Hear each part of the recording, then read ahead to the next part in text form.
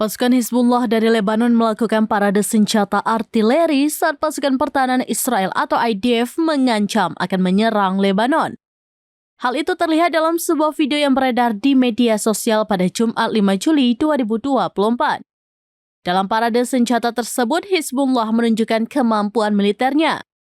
Di antaranya lusinan senjata berukuran besar hingga sejumlah tank baru. Padahal selama ini kelompok perlawanan dari Lebanon itu dikenal tidak memiliki tank.